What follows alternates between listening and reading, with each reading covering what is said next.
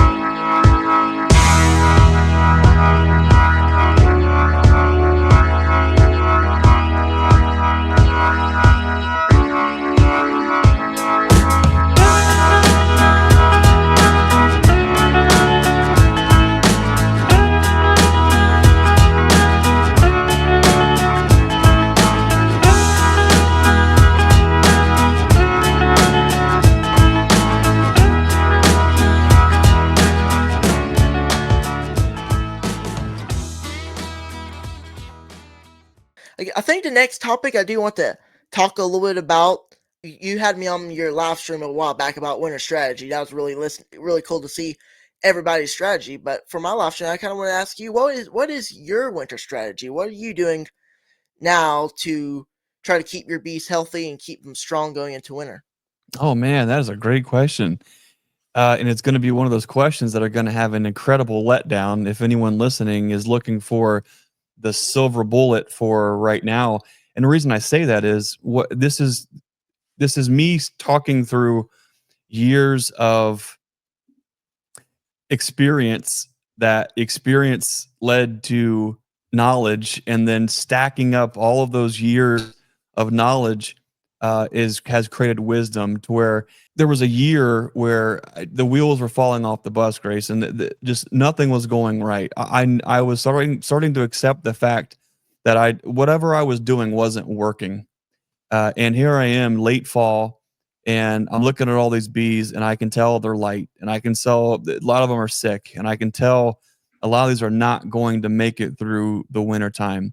And I was, so busy with chasing the splits and cleaning up the dead outs and all the things because I was running these bees way too ragged, trying to get way too much out of this experience than what the bees could actually give. And that was a very greedy thing on behalf of the beekeeper. And so here I am, and I'm sitting out in my bee yard, and it's the place where I would go, think, pray, meditate, just kind of get out of myself. And I'm sitting there, and I'm trying to figure out, okay, what do I do now? I've this book says this video says that, this beekeeper says this, and none of them are working for me because I can't sort through it all, and I don't know exactly what I need. And I'm sitting there, and I'm just it was a warm day in the late fall, and the bees are kind of coming in and out of the box, and I'm just kind of focusing on the bees going in and out and in and out, and there's that sound, and I'm sitting there close, and I just focus on that. Next thing you know, I don't know how much time has gone by, but I'm so focused on that's all that I'm looking and thinking about is that. And I think that's the important thing, is having that thinking chair. And in that moment when I'm able to escape me, I felt the answer came. And the answer was, there's nothing that I'm going to do now to make up for what I haven't done then. And I know that sounds a little wild, but what I felt that meant is that there is nothing that I'm going to do this late in the year that is going to make all the difference in the world for all the things that I didn't do all season long. Well, what does that mean? Well, for me, we had to go back in time to around July and make sure that in July we're being a little bit more cautious on how hard we're running our bees. We can make splits extremely late in the year, and we still do.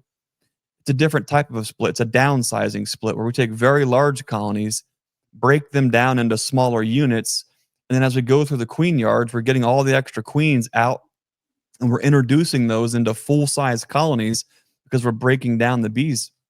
Well, what we had learned is we had to stop splitting bees so hard in July and August.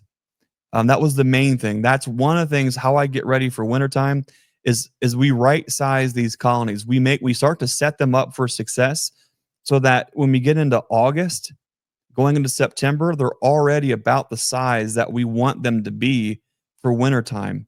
So as they kind of hit that growth curve and they start to kind of brood down, they get back down into that story and a half, a 10 frame deep and a 10 frame medium. They start to get inside of those box sizes to start with. Anything bigger than that, we will use those as resources to kind of shore up the smaller ones. So that's one thing that we do. The other thing that we started to get really do a much better job was actually mite control. And we did a far better job knocking down mites way earlier in the year. And what we found is when we got serious about mite control in August, in the first part of September, there wasn't really a lot for us to do late in the year, except for a few rounds of oxalic acid. And the bees were really, really clean, and they were doing all the things that they needed to do, going, making all those winter bees. Uh, and then the third thing was making sure that we buffer our local environs, meaning we are mindful of the fact that in August and September in Ohio, we cannot bank on forage. There are some years we have tremendous flows of nectar with late fall, but more times than not, we find that there just isn't. That you cannot bank or count on late fall season nectar for the bees to build up on, which requires us to sometimes do a significant amount of feeding, even if we haven't taken any honey off in the fall time. That's just the way that it is sometimes in some parts of Ohio. So making sure that those bees were nutritionally squared away earlier in the year, what that's done for us is we make sure that these bees are fed up and are nutritionally sound all year.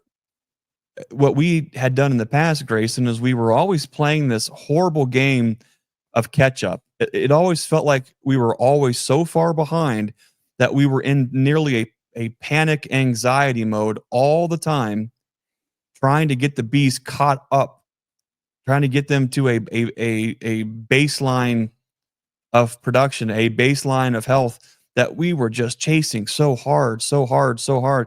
But instead, what we tried to do is make sure that their nutrition was squared away and supplement them before there was a problem so that when there were stressors, when there were times where there was no food, where there was no forage, they're only dipping a little bit. We can come in, give them a little extra feed, and boom, they pop back up.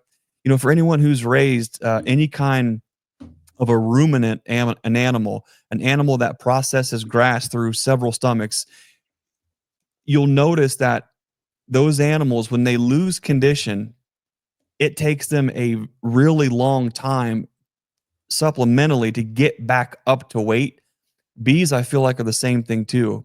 So if we can watch them and supplement them as the season goes as needed, when we have those high stress points of no food, we can put a little bit of feed on them, they bounce back quickly and they keep cruising. And what that ends up, you end up going late in the year with all the things that we talked about.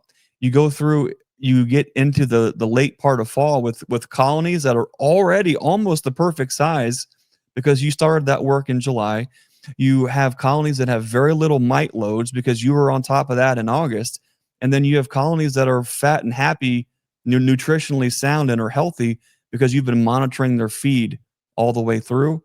Those are the three biggest things that we do that when we get to right now, the only thing really left for me to do right now, we have snow in the forecast.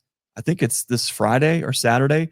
The only thing left for me to do is to get any other remaining colonies from any out yards, get them back here to the home yard so I can, babysit them throughout the winter here all together.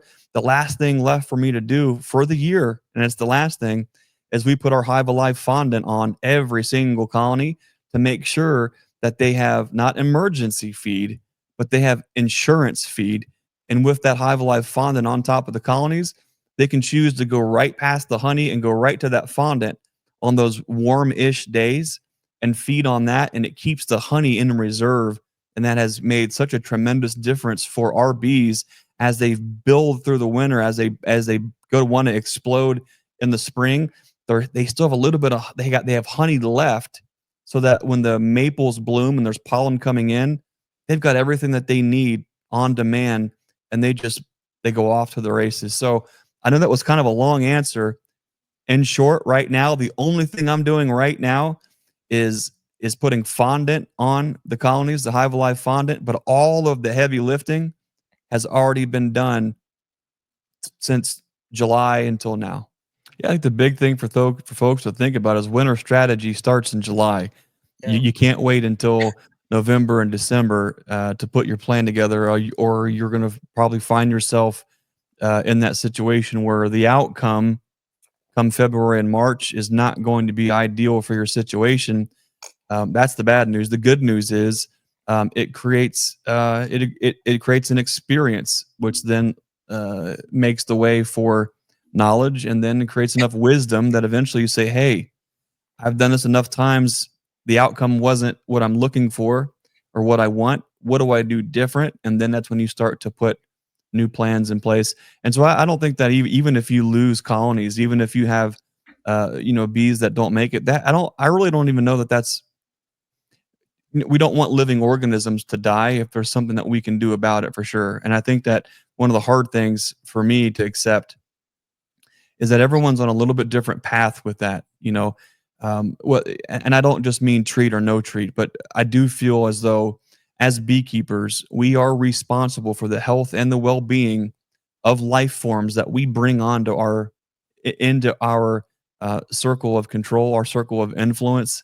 And so I do feel like it is our responsibility to make sure that we're doing the things that we can to help these critters along. Whether that's working towards better genetics, whether that's working towards eliminating mite threats, increasing their health, reducing viral loads, making sure that they're fed. You know, this is different for a lot of us who have ever suffered livestock loss. And I know there's a lot of folks listening who has. But when you have experienced death on the farm from an animal that is due to your negligence, or was due to your stubbornness, or was due to your pride or ego, that puts you into a position where you look at everything that you have dominion over. You look at that differently, and you take that full responsibility, and you know that the overall outcomes, you own it, whether you like it or not. That's on you. And because of that, I think that leads us to making decisions and thinking of things a little bit differently than just taking the easy way out, which is they're just flying insecty bugs inside of a box. Let's not focus so much on their health and their well-being. Let's just throw them into a box and see what happens, or let's throw it into a box and let them figure it out. And everyone has to figure that out for themselves.